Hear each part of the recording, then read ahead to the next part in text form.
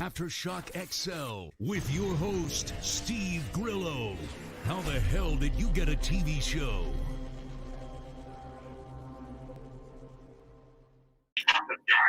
Oh, yeah. Again, the story of my life, the phone doesn't stop blowing up. Got to turn that off so I can say hello to all you fine people that are tuning in for Grillo's Aftershock XL on the Aftershock XL network. Thank you so much. It's been nothing but awesome. There you go. Good job, Noah. Just a crazy couple of days. Just, I don't know. It's just I heard that Friday's supposed to be a not good day. I heard there's supposed to be like a lot of rioting and shit on Friday. Be safe out there, people. There's protests downstairs on 9th Avenue. There's I almost got into a altercation outside my building.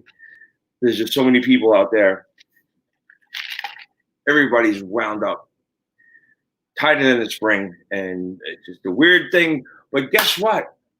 We have my little lovely show, so you can forget about all that crap for at least an hour. And I appreciate everybody and what they're doing and the help and the sharing and the love. So everybody knows we did that show at Monique yesterday about what's going on with Howard Stern's past blackface kind of quote unquote racist, not racist. I don't know. There was people that are going, that's not racist. I'm not. I can't be here to be a. I don't know. I'm not smart enough for the words, but it was done in a way where it was kind of exposing people like that, but it's not. Anyway, I know it's hard for me to not get away from my Howard Stern past. I know that it brings more numbers when I talk about all this shit. I'm capable of doing other things, but right now, in the world we're in, it's a topic, and I'm going to deal with it. And I need to get as many people to watch the show, so when I do have enough people, I can not have to talk about this shit. But one of the people that I have waiting in the wings, him and his wife are two of the most amazing people in the world. They invented something probably that should be in every hospital in the world or just in every home. And they're generous, they're kind, and they're so supportive of all the first line workers that are out there. And I'm proud to call him a friend. And he worked with me on the Howard Stern show when he was just like a production assistant. And he's an amazing person. And finally, everybody, Richie Wilson. Hey, Toots. Toots? How you doing? What's going on, man? Can't call you that anymore, right? That's my new nickname because you can't call me my old one now. Yeah, I know.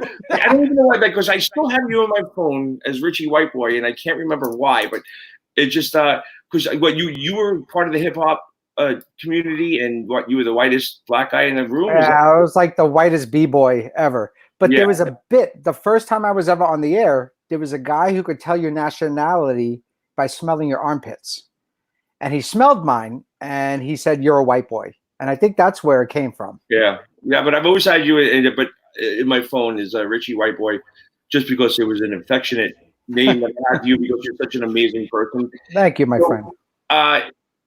It's kind of weird because we're talking about the hip hop culture. Were you a Third Base fan at all? Yeah, I love Third Base. Step Into the AM was really good. That's a classic song. Not like Gas Face. I like Step Into the AM much more. Yeah. So they're just weird because I grew up. I have the cat wants to be on camera. He's that's Upgrade. You ever see Idiocracy? Yeah. Upgrade will find you. Yeah. It's Upgrade. So anyway, growing up in Canarsie and having like Far Rockaway across the water, Queens respect. So represent. Anyway. Third base was such a huge. If you're on your phone, right? No. All right. No, I heard an echo. So third base was a huge thing for us growing up because they were across the way at Rockaway, and we lived in Canarsie. And one of my favorite hip hop bands, and like MC Search is now like been on my show. My first show was MC Search and DMC, and Search has become a friend and stuff like that. And I'm doing a show tomorrow night, and I'm kind of excited. But like, it's just weird when one of your hip hop legend icons are like becoming like a friend to you. It's kind of cool. I remember their old videos. The coolest part was Prime Minister Pete Nice would always sit on his throne with his giant pimp cane with a big diamond handle, and he just knocked on that throne. That was the best part of all their videos, man. Yeah. Prime Minister Pete Nice. Like Search was such a better rapper. Like I always hated like when Pete Nice started saying something, I'm like, those lyrics kind of corny. But like you listen to Search's lyrics and I was like, oh shit, yeah, that's real. Pete Nice was like the hype man, or he was like the token white guy in the white guy group. Yeah, but Search was really like he might be Jewish, but like he was like really the real deal. He was the real deal, Search. And it's kind of cool that like it's like I send him texts and he actually gets back to me and shit like that. Yingling, my company sells that. And normally I drink Allagash, but this is what I have, so I'm drinking it. Yeah, no, Yingling's it's an American beer, but I don't know if that's a good thing for them right now. Yeah, it's the oldest brewery. Crazy shit going on here in New York City. So obviously, hey Steve, what's been in the news lately? Anything new? Me? Yeah. So people thought at the beginning that I started this whole Howard Stern video thing. I didn't. I knew about it, but I don't like throwing rocks at the Beehive. But if someone throws rocks at the Beehive and there's a buzz, I'm gonna have my opinion about it, and that's what happened. And just happened to that somebody called Page Six and gave him my number, and I said a lot of things that they didn't use that were logical and reason, and they just used the one nice thing that I did say. And I think Howard as well as I do that he's not a racist, right? No, not at all. Listen, I've hung out with him at like Scores and Rick's. I was a part of the writers meeting every week for 17 years. Not at all. He never once. Didn't you and Rachel actually have like a personal relationship with Beth and Howard? Didn't you guys go out to dinner and shit like that? Not dinners, but Rachel and Beth were very close. They were emailing and texting all the time, and not at all. Like I try to tell people, there's a huge difference between racist humor and racial humor. Sure. You know what I mean? Yeah. Like racist humor is, how do you stop a black baby from doing, you know what I mean? Just like an offensive joke. Racial humor points out the stupidity behind the racism. That's why, Blazing Saddles is the perfect example of that. I showed Blazing Saddles to one of my best friend's kids who like basically I'm like their uncle, and he's like about 17, 18 years old. And he's part of this whole culture now where like racial sensitivity is like part of the which is good. But when I showed him Blazing Saddles one day, he was like, how could they get away with this? How could they do this? Like he was like freaked out. And I'm like, do you understand it was written by a black man? Richard Pryor, and it was directed by a Jew who had the same exact problems that the black community had. It was done to show the stupidity of what racism is, and it was just kind of it's like. But he was like appalled at the humor. Well, not too long ago, I had my wife watch Eddie Murphy Delirious. Oh, you watched that for the first few minutes? It's all. Bad words for gay people and AIDS jokes, right? And it's like I know that it doesn't hold up. But I laughed because I remember being a 13-year-old kid and just laughing my ass off at it. You know what I mean? I got my ass beat because I was up at the campground and all the kids were hanging out and there was somebody playing it and everybody was sitting around the radio listening. And of course I was, and my mom walked by and she saw me listening to that, and I got dragged out by the back of the hairs, and I got beat and punished for like a week. So when we had hair, So, but if you even watch the Jeffersons, the N-word is in the Jeffersons at least twice every episode. Yeah. Well, you know what I mean?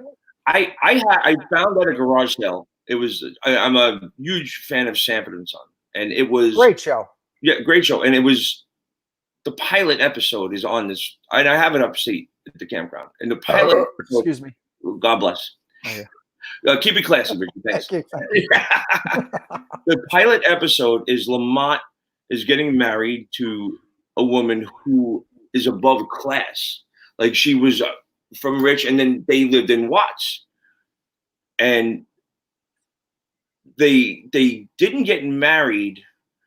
And first of all, by the way, if you didn't know this, a little piece of history, Lamont's name is Lamont Grady Sanford. Yes. Just named after Red Fox's brother. Yeah. Okay. Thank you. There you go. Thank you. I'm glad you're on. We'll get into what you call it. I can't think of it. My favorite show.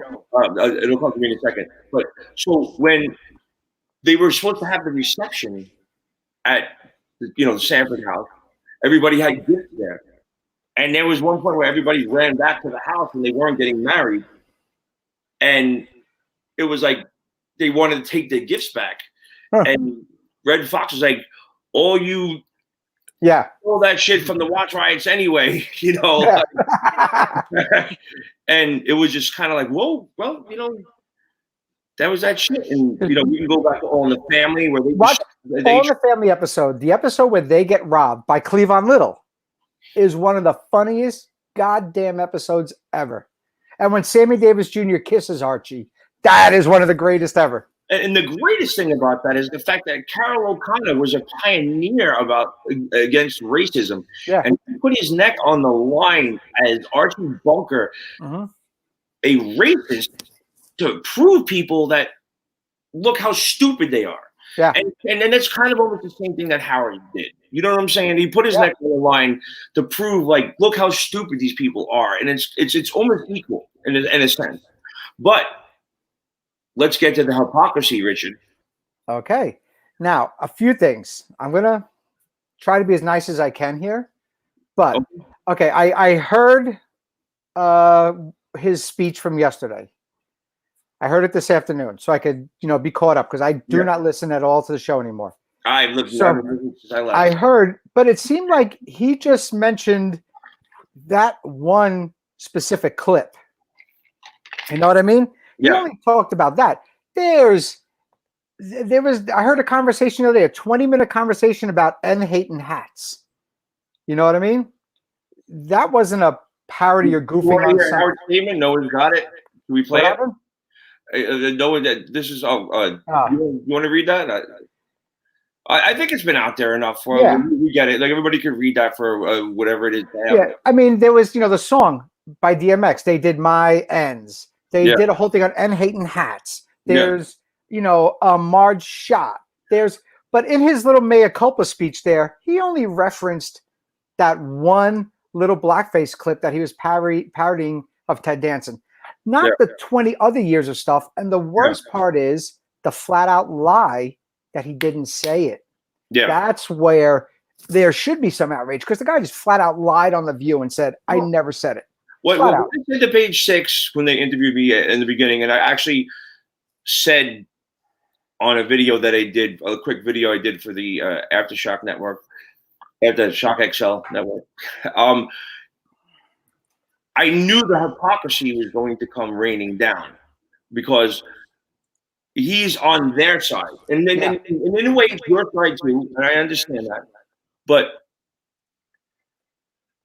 Jimmy Kimmel, Sarah Silverman, they all did stuff like that. Yeah. And then there's Jimmy Fallon, who plays the line and did one thing, and he was, they're calling for his resignation. Why why they don't go after the producers of Saturday Night Live? Lorne Michaels? Yeah, they don't go after Lorne Michaels. They go after Jimmy Fallon, because you want to know why? He won't pick a side. Yeah. It's definitely like, if you're not with us, you're against us, and we're going to bring you down. It doesn't matter what side you're on. It's wrong to do. It's wrong to do it, especially in this culture. It's just the worst thing to do. And lying about it in this day and age when every single thing is on videotape. And you remember, Howard made sure everything was documented behind the scenes, in commercial break. Everything is documented. So you got to know what's going to get out there. Whoever told him to go out there and flat out lie on The View is an idiot and should never give advice again. So the crazy thing is, and this is how horrible things are right now, Whoopi Goldberg, the queen of The View, who lambasts anybody that does anything horribly inappropriate or racial, You're going to tell me that she did not know about that 1993 skit where Howard did that? She did not know. She knew. And he sat next to her. And she tried to defend him. She's like, wait. I couldn't believe it. And they're like, no. And she couldn't, like. So that's why it's like there's a false narrative going around all over the place. And I don't understand it. And I knew this was going to happen. I just happened to get caught up in the shitstorm. And good for me. Whoopi knew. Yes, Dina. Yeah. Dina's one of my biggest defenders. Nothing for nothing, but the N-bombs dropped by Stern did come off as malicious during the Whoopi skit. It's 100% right. And me and you, on the same page. We're both close with Robin. Yeah. Okay. Love her. You know Robin, and you know if you watch that skit, she was fucking pissed. Oh, as soon as he said, "Because you are a smelly," she was pissed. Yeah, she was pissed. She was pissed. Yeah. And then the paycheck cleared, and then what happened? Yeah.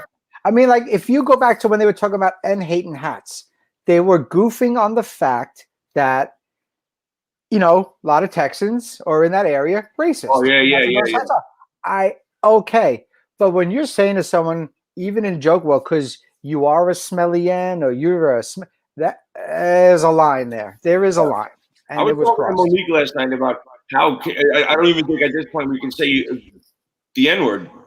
Yeah, well, there's an old joke. No, what I'm saying is there's the N-word, and then now the actual term N-word. You can't even say that. Louis C.K. said that in one of his acts. He said the N-word is even worse because when you hear someone say the N-word, automatically what pops up in your head is the word. The word just pops up in your head. Yeah. So you know what they're trying to say. It's just a polite way of saying it. You know what I mean? Yeah, and it's. I'm going to leave that story out because it's going to be the people just don't know how to take all this shit. But what I want also to talk about is the amazing things that you and your wife are doing at Giggle Waters. First of all, I can't wait to go down there because that's the best ideas I've ever heard. That a movie theater in a bar that makes just total sense, and you just do nothing but classic, awesome movies. Everything from like Goodfellas and Airplane and Blazing Saddles. Well, we can't do that right now. Oh, yes, we are. Anyway, you must have who's your chef? Because your food is like ridiculous. Smoke a lot of pot, and I think what would go good together. There you go. Yeah. There you go. Yeah. That's how we came up with the menu. The menu is ridiculous. But I want to talk about the amazing, great things that you guys do because in this time, instead of like you say, you had all this food and you have this success, what can you do? And you guys are feeding everybody that's out there on the front line. And I think that's so awesome. Thank you. That means a lot. I'll tell you this. Rachel, before she worked in television, she was the vice president for like North America for Sylvan Learning Centers. She worked with John Hine at the Princeton Review. She's got her master's. She's a bright girl. She knows business. And we have emails documenting it. In February, she was saying, listen, guys, excuse me, this thing is coming. We need to prepare for it. Humor me. If I'm wrong, you can all make fun of me and never listen to me again and call me Chicken Little. But if I'm right, we're going to need, we need to be prepared. And the day they shut everything down, boom, we had a contingency plan. We had binders. We had everything lined up. And we never had to close the doors once, thankfully, so far. Yeah, that's so amazing. I mean, we fed everything that you guys do, and I'm like some of your biggest. I'm like one of your big. I share everything because I know. I appreciate that. I know. But listen, you're my boy. We're also Star Wars geeks.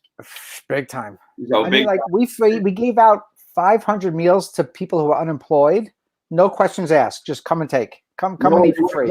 Giggle Waters, the website or something like that. Do something for make sure that people know what if people just want to donate, like it's things are being back open. But yesterday we fed the hospital in the morning and went back at night. That's why I couldn't do the show yesterday because we fed the hospital. Monique, because granted, I was working and I'm also like burnout, but I didn't get back soon enough. You opted to go and help other people, which is fine by me. Yeah. And everybody's been incredibly gracious. What's that? You're racist? Everybody's been gracious.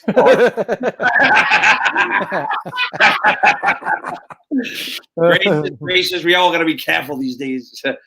Yeah. Yeah, I know. But it just so your take on how that whole shit went down, like like everybody that worked there, Doug Goodstein, Scott DePace, you, Mike Ganji, all those other guys, all that for 20 years, whatever, you broke your ass. You started out as a PA, and you I made was an intern. I was actually an intern. yeah, and you worked your way up, and you guys, everybody was a tight family. You're working at a place, and everything's going good, and then one day, after 20 years of dedication, kaboom. Kaboom. That's it. Well, Bye-bye. so explain what happened that day. Like, no one saw it coming, right? Was there No. was We there any knew take on like, it oh, this might happen, this might not happen? we knew there would be contract negotiations, that the contract was up and he was, there was going to be things within demand. And then I remember vividly, I'm standing in the control room right next to Doug. Doug was sitting down to my right, and Howard said, effective October 16th, Howard TV is going away. And there was just dead silence. Everything stopped in the control room. Everybody pretty much looked at each other with an incredulous look, as if to say, who knew and who didn't tell anybody else, and all that stuff. But on the other hand, I had a job in television for like 17, 18 years, which is unheard of. It's a great run, and I'm happy for it. You know what I mean? It was 18 years on the greatest radio show ever, and I'm proud to say I was there during the golden years. You know what I mean? Oh, we both were. Yeah, you know what I mean? Now it's the dark ages. We'll get back to that in a second, but you have all this white hair and I stuff like know. that. And I still see little boy Richie when you first I know. I have like blonde hair. I had hair. I know. I'm watching your face. I'm like, you aren't that old. You can't be that old. I'll be 50 in 2 months. Wow. I didn't realize you were even older than me. I'm 47, but I just remember, like, I still look at your face and I still see little Richie. But go ahead. Tell the story. And it shocked us all, and there were some really messed up times. Like, Howard has this thing, and you know it. He dangles a carrot. He wants you to, like, he'll say something like, "Oh, well, you never know. We'll find something. Yeah. You never know." So he wants you like me with the CBS show. Yeah, he wants you to like wait around and be ready and loyal for him. You know what I mean? So, and it gets to a certain point where, like, hey, piss all, get off the pot, man. Are we getting a new home or not? And then Beth actually pulled Rachel aside at the last Christmas party we were invited to. She pulled Rachel aside and said, "I'm telling you right now, go look for another job. It's not coming back." Wow. And that's when we knew. I don't know how soon Doug or other guys knew, but that's the moment we knew. Beth just pulled her aside and said, "Go find a job. It's not coming back." And so, but you know what? It wasn't sit down or let's figure something out. Or let's do something. There's cameras in there now. There's obviously people doing what you guys used to do. And it was weird because at one point, we're saying our goodbyes on our last day. We're looking in the control room, making sure that we got everything that we needed to get out of there and dismantled and leave. Make sure the prop closet was inventoried and given the list to John Hine and all that shit. And Howard just got up and tried to walk out the door without saying anything. And Doug called him out. Doug said, "Hey, so I guess this is it. I guess this is goodbye." And Howard did his usual, "Well, you never know. You four guys are like my core group, and I love you guys." So Doug randomly said, "You don't realize like one day's pay could keep us here for like the next 2 or 3 years?" And Howard basically said, "Why would I do that?" And that was all I needed to know. You know what I mean? That's why I said I'm going to work for myself. And that's all. My story is the fact that, right before I left, the CBS show was looming, and I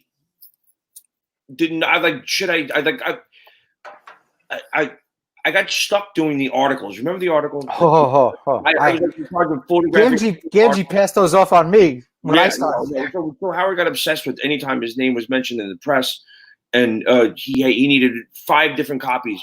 Gary, Tom Giussano, Laura, Don Buchwald, and Archive. And some of these articles were like 17 pages long, and his name was like, it became an arduous task. And it was like you were handcuffed to a photocopy machine for 2 or 3 hours a day. Yep. And that became the bane of my existence. And I was working 60 hours a week and getting paid for 30. And I know all these haters are going to be like, hey, you bitch, you can lie, blah, blah, blah. But, it was my livelihood. It was what I did every day. And I'm not going to get into the fact that how illegal it was that I worked there for 5 years and didn't get paid. But when they realized that, they did pay me $6 an hour, 30 hours a week. Because if they paid me for 40, I had to get health insurance, and they weren't going to have that.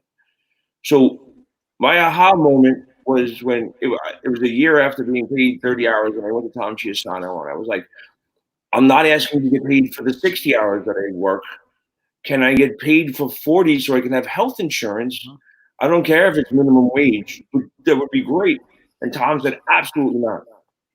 And I was like, well, what about a raise? I was getting paid like $6.45 an hour. And he goes, you'll get the company standard raise, 20%. I'm like, I'm no fucking genius. That makes not like what, 50 cents or something? Like how much does that work out to? I was like, but what about the 60 hours I'm working that I'm not, the other 30 hours I'm not getting paid for? He goes, well, I guess you're gonna have to leave at 10 o'clock then. And I was like, so that was an extra $36 a week. Yeah, he would have given you. So this was the defining moment of when I knew I was leaving. I was in the elevator with Howard, walking down, and no one was in the elevator. And I just had a meeting with Tom. I was like, she's not going to pay me for 40 hours so I can get health insurance. And he's just going to give me like, the company standard raise, like 40 cents. And he goes, well, that's Tom. And I went, bye-bye. Bye. Yep. Bye-bye. You know what's crazy? He could have snapped his fingers and you would have been either on K-Rock's health plan or his 112 Inc. company where Ralph is on it. Ralph is on it and gets 401k and insurance and all that crap. No. And then, before that happened, there was the hint of the CBS show, and I sent them a personal, it was right when, it was before email. It was like Lotus Notes. Remember that? Yeah. Oh, yeah. Yeah. And I sent him something personal, and I meant it. Like, I thought, he dedicated the book to me. I see him every morning. Like, I could have, like, a heart-to-heart moment with him. And I sent him a note saying, listen, I don't want this to be air. If there's not a future of that CBS show, please tell me. And please don't bring this. I don't want this on the air. And 6 o'clock, 6:05, it was on the air. Rule number one, when you say it's not for air, it's not for air. Well, that's like saying off the record. We all know that. Stuttering John, Robin, all of them. And I really thought that, but he didn't care. He was like, let me get this fucking Grillo, get in here because I want to read this email. And I was like, that's shit. Motherfucker. I was like, really? You couldn't have one real moment where I just had whatever. That's crazy. I mean, that's what shitty. What am I supposed to do? Like, if you didn't want me there, then fine. That's I knew I had to leave because if I would have stayed, it would have been like on the news because I would have came in with a shotgun one day and just, it would have been ugly. I knew enough to keep that bridge open and leave graciously and bow out. And not that with the acting thing, I was going to move to LA and do whatever, but it was a perfect out to get to leave. Yeah, I mean, you didn't implode on the job, which was the smart thing to do. Yeah, I always knew that I needed that ace in my back pocket. If I ever did something where I can go on there and promote it, that's a great thing. Don't burn that bridge. Yeah, I didn't want to. It's part of Howard's genius. Listen, he's the ringmaster. He, all these whack packers on the air, like Wendy the. Can you say retard? I don't even know. Wendy the R word. Yeah. Our Wendy. Yeah.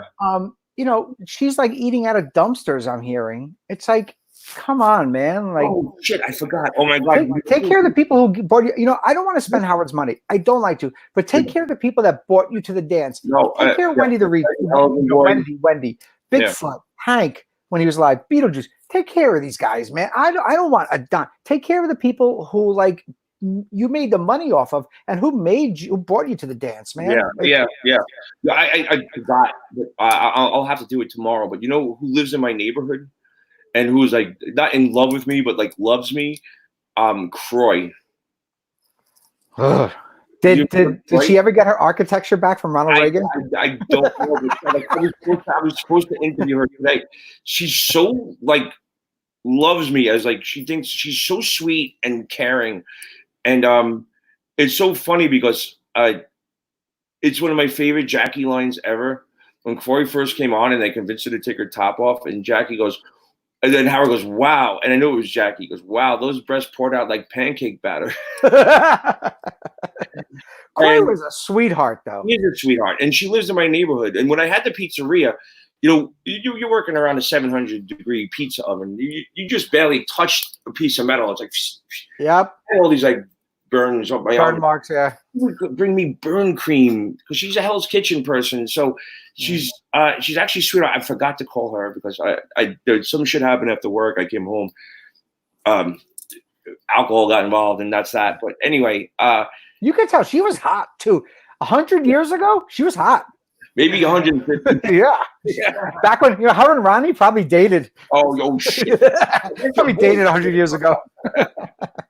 So let's talk about something else. One of the most ingenious things ever, which my mother loved, and is shittens.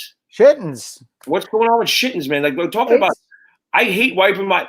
Every day you got to take a shit, and every day when I have to wipe my ass, it's the most horrible, degrading moment of my day, and shittens kind of takes that away a little bit. I tell you what's crazy. So it started off as a goof, with Mark Cuban. The night before, my wife, we stitched the mold, in the living room, and when Cuban said he liked it, I knew right there I didn't need him because 20 million people at the time, or 8 million, whatever it was. Yeah. Couldn't even say he liked it. So I don't need him now. I have his saying that he loves it and everybody needs one. Great. I got a quote. That's all I need from him, man. Yeah. And then about 2 weeks later, I was in Jamaica and we met a doctor who we just became friendly with, and he invested, and it took off in every. I met that guy. What's his name? Mike, Dr. Mike, man. Yeah. Coolest dude ever. Coolest guy. Why is so shiny and yours not? Because I have a little bit of stubble still. I have a little bit. Okay. You know what I mean? And so every year we sell out. We do the 10,000 pack minimum order. We sell out every year. And what's crazy is it really took off with the military. In the premiere episode of Nat Geo had a show last year, Chain of Command. The premiere episode, the opening scene, the soldiers over in Europe, or no, they're in Iraq, and they're saying the best thing they got for Christmas was a pack of shittens. Opening scene on Nat Geo's premiere episode. I'm totally gonna throw myself under the bus right here. It's crazy. And then now we're really big with this is gonna be bad, but I have to do it. What? It would be the shittens or a Puerto Rican show. Okay. All right. Wait, what was that you just said? Because I'm gonna tell you something. Go ahead. Puerto Rican show. Okay. So I wanted to rebrand them as Walk of Shame wipes. Okay. Yeah. Oh, yeah. And then, but one of the ones I was like, "Can we just call it the Puerto Rican bath?" And everybody's like, "No." I was like, "But you don't understand. In New York, it would be great. It would sell because everybody gets the joke." Canceled, and we don't even have shows. Yeah. And then back then, everybody, when I said that, 6 years ago, whatever, everybody was like, "No." I was like, "You don't understand. If you sold that in New York with that name, they would have it. They would have it in 2 seconds." I know. Sorry, but we're really big with special needs families, kids with autism. We're really big in that. And one of my other partners, Mike, I think you met him too, Mike Weinstein. I met him when we hung out at one point. Yeah, Mike Weinstein, another bald guy like us, cool guy. He was involved with the Snuggie and all that stuff, and he's the one that got me. He got me a factory in China. Never in my life did I think I would have a factory in China. You know what I mean? Not now. Yeah, no. Yeah. But actually, and what's crazy is the difference between shittens and baby wipes. Chittens go over your hand and then double-sided, so you can get a couple of good wipes on one side, a couple of good wipes on the other. And but I use baby wipes. Yeah, baby wipes every once in a while. Oh shit! Every once in a while, you need a shit, man. You don't use them all the time, but or if you got kids like mine, or I got dogs. Yeah, they step in shit all the time. It's so much easier. Just grab the paw, squeeze, wipe, pull off, and you're done. Yeah. You know what I mean? It's such an amazing product on so many different. Thank you. And I'll send you the infomercial we shot. You sent something to my mother. Oh yeah, yeah, I do. That was the best thing ever. Like, she loved shittings. And I just love the fact that, you broke the mold as far as shittings goes. You got out of New York. You dealt with the crappy situation of getting dropped on your ass from a show that you cared about, loved about, gave your life to. So I used to sleep on the streets at book signings. Before I started working there. I think I might have thrown a couple of quarters in your cup. You probably did.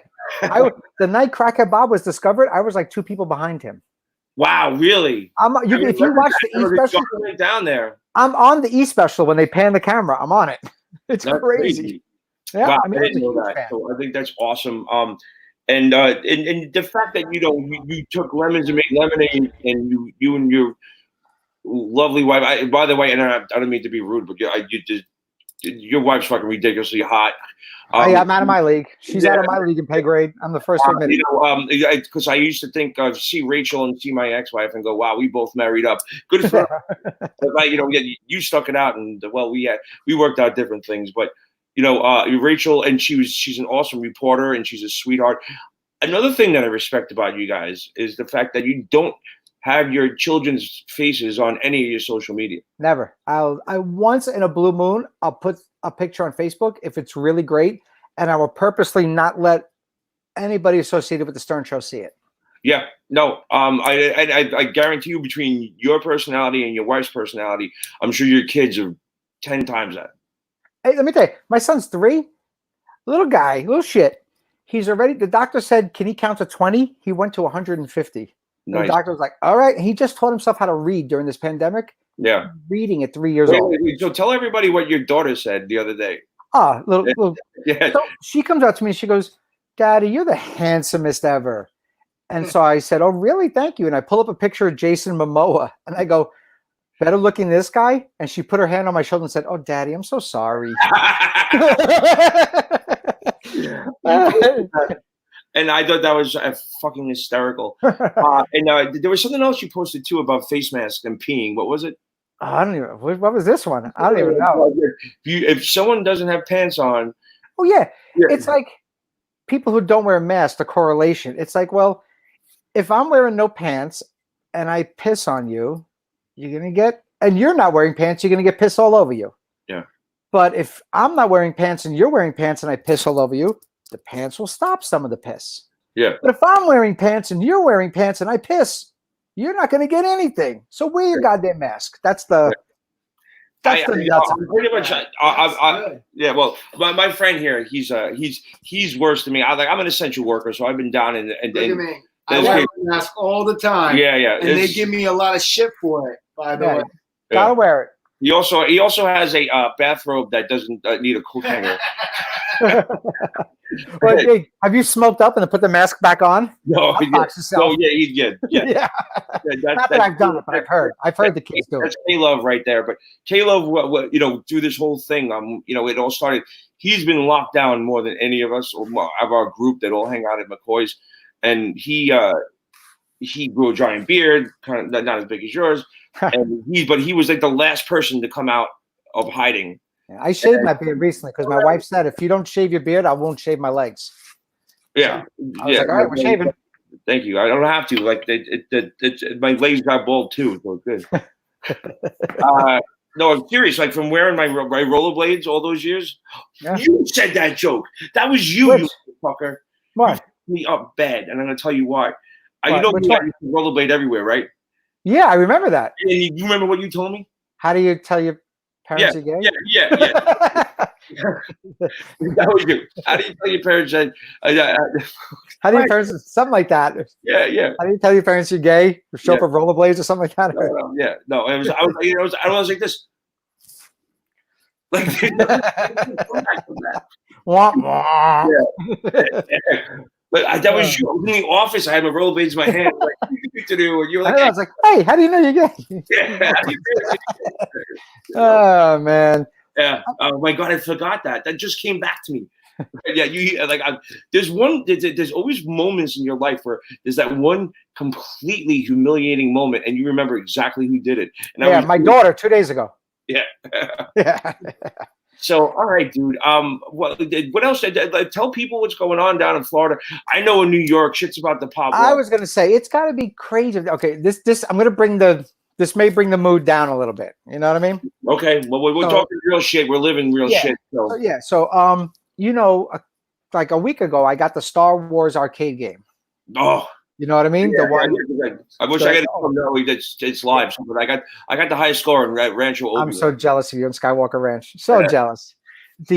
So I go outside. There's a huge box, and it's the sit down Star Wars arcade game, and I'm screaming, I'm going crazy, and I look at the card, and it says "Happy Birthday, Love, Mom." My birthday is not till October, and my mother's very sick.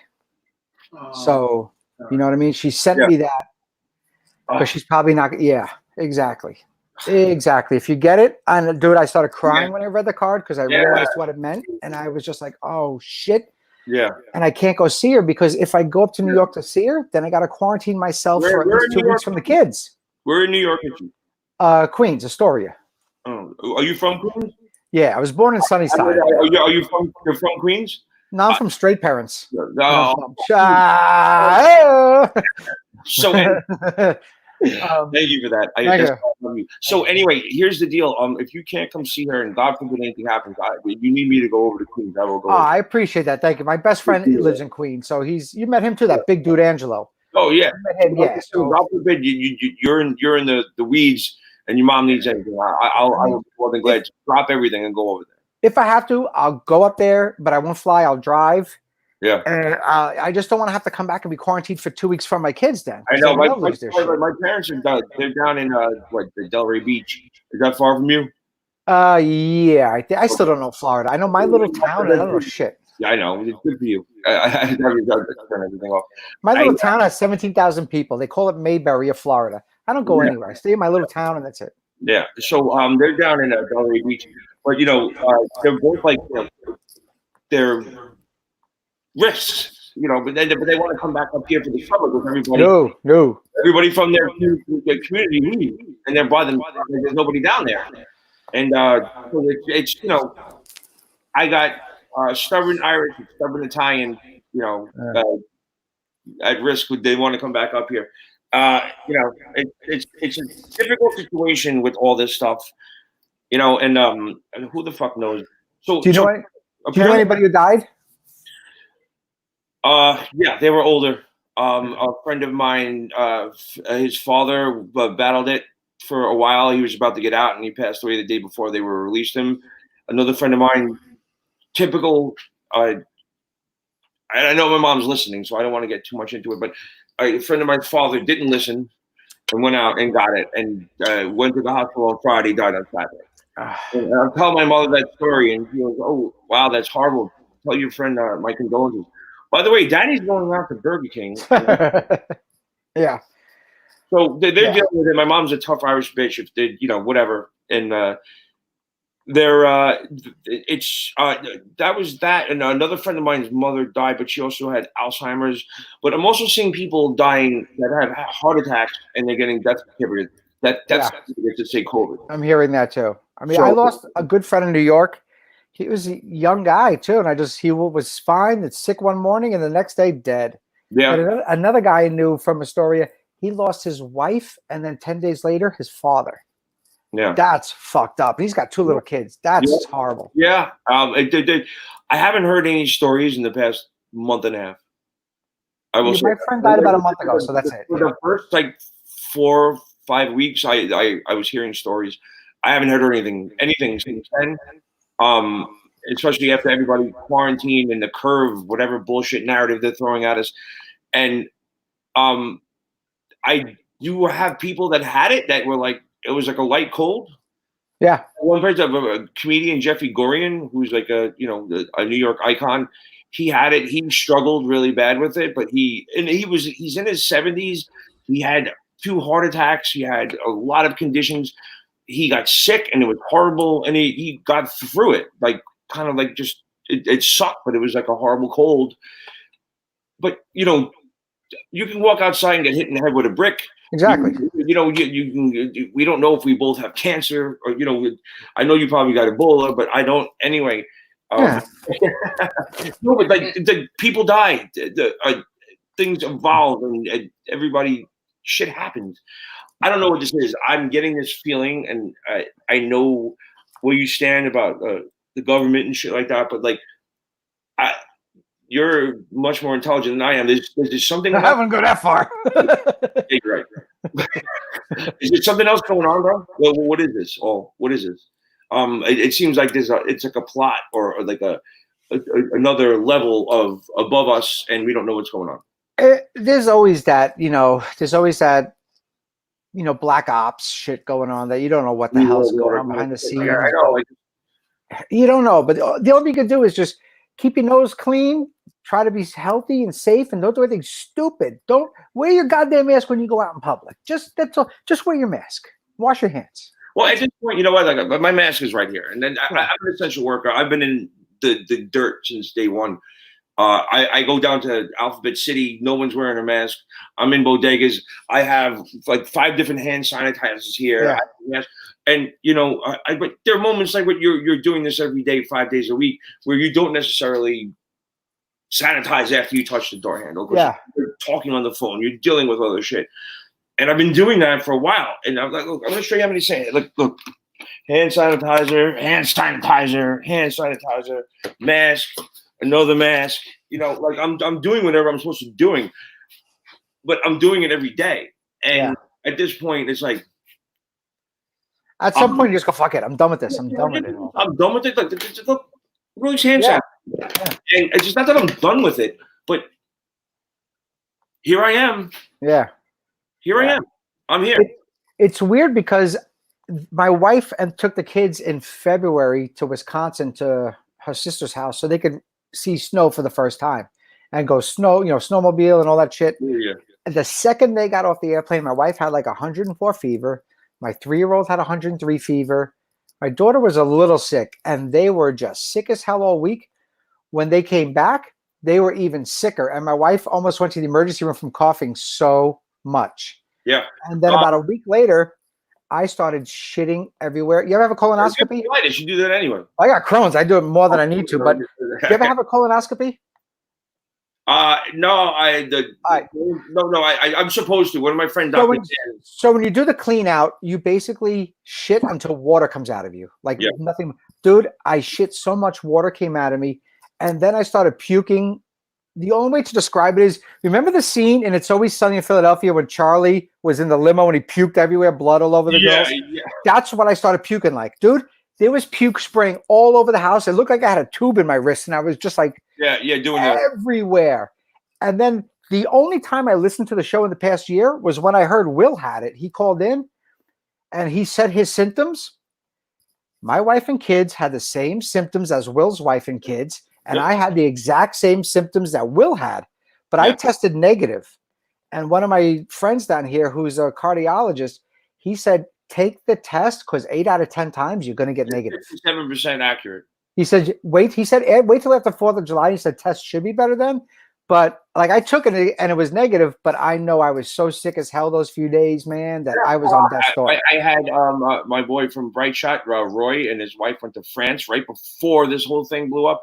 And he got it while he was in France, and so did his wife. And then he came back and he relapsed. My friend Dr. Bob, he had it in February. He had saying like he was like they had to come, and he was delirious from fever.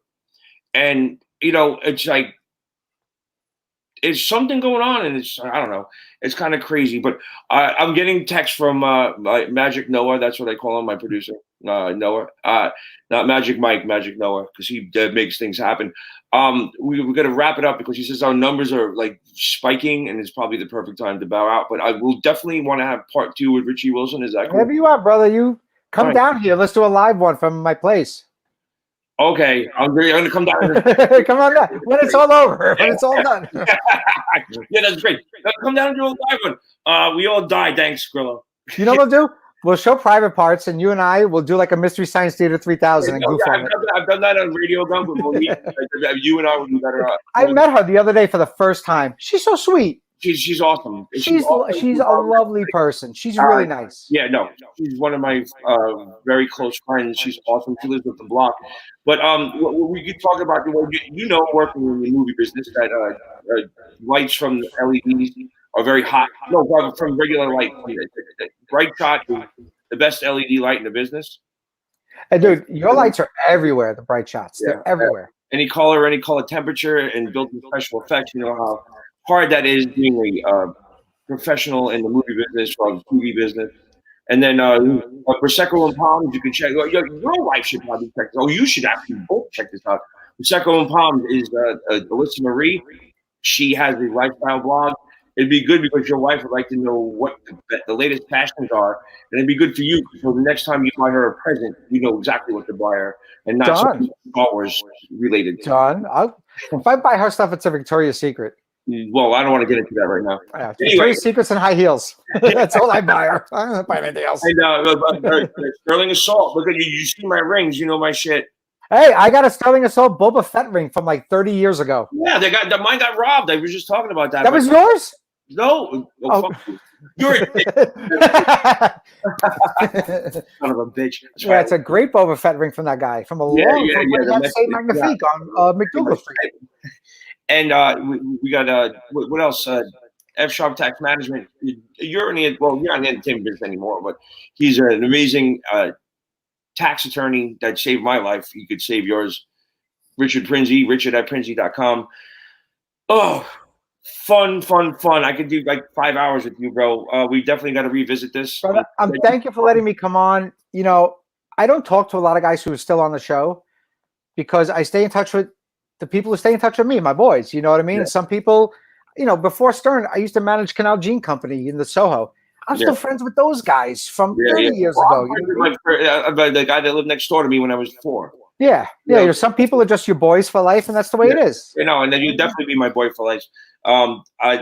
Regardless of your political standpoint. Yeah, I'm a nut. No, go ahead. I don't care. That's okay. Everywhere in America, you're allowed to have your opinion. And Thank you, sir. You have that opinion. Thank you, sir. You want to go, really? Do what you got to do. You and Stuttering John, that's cool. You guys are on the same page, and that's fine. Apparently, John's got some shit lined up this week that's supposed to blow everything up. He says, I'm definitely, yo, bro, I'm definitely going to be in the paper this week. So, like. I'm going to see John in like 3 weeks. He'll be down here. Oh, yeah, that's cool. Yeah, I'll see him.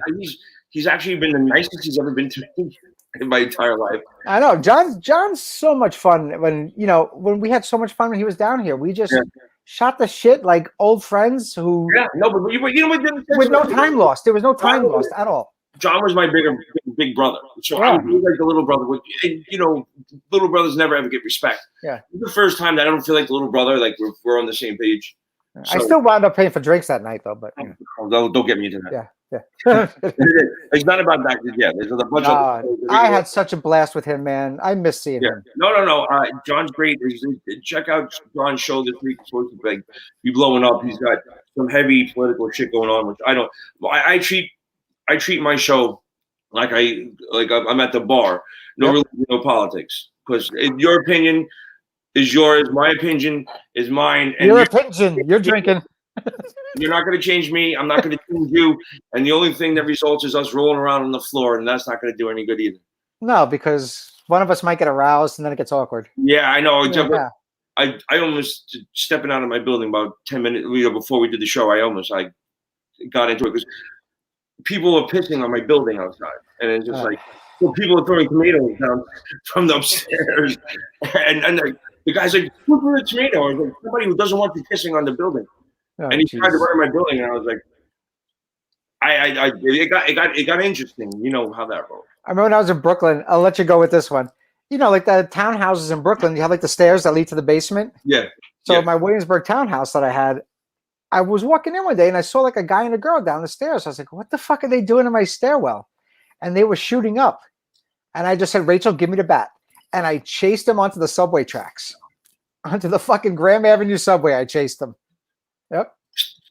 Yep. I said, give me the bat. And she went in and got it. And I chased them into a supermarket, out the supermarket, and onto fucking subway tracks. Yeah. Well, I had my bike down there, parked down there. because like one shit went down. I brought my bike from upstate because I didn't want to take the subway. So I figured I got to go down. I'm gonna do my route and bring my bike, and I parked it on right next to my building, chained it up. Yo, thank God I brought my bike up 2 weeks ago, and I started leaking fluid, and I kept it up at the campground. If my bike was parked down there right now, I'd be in jail. Yeah. If you piss on my bike, you had a bike before. Yeah, I'd be done. Oh, bike. Done. You mean bike? Harley Davidson. Yeah, bike, motorcycle bike. Yeah, no, you don't go. No, don't go near them. My 1996 Dyna Lowrider was parked next to my building where they're pissing right now. It goes like this: don't touch my motorcycle. Next, don't touch my dog. Don't touch my kids, and then my wife. Motorcycle, right. Dog, kids, wife. Yeah. There you go. On that note, I'll talk to you later, homie. I love you, Richie boy. Love you, my friend. Thank you for having me. I appreciate it. Everybody, nice. Appreciate all your messages online. Thank you. Yeah, I love you all. Love you. Stay. You know what? I'm not saying it. Stay gold, pony boy.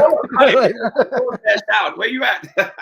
Thank you, everybody, for a wonderful episode of Grillo's Aftershock XL on the Aftershock XL network. Thank you, everybody, all the sponsors, Noah, Richie Wilson, and everybody that's a part of this. It's still light out. I'm going. See you.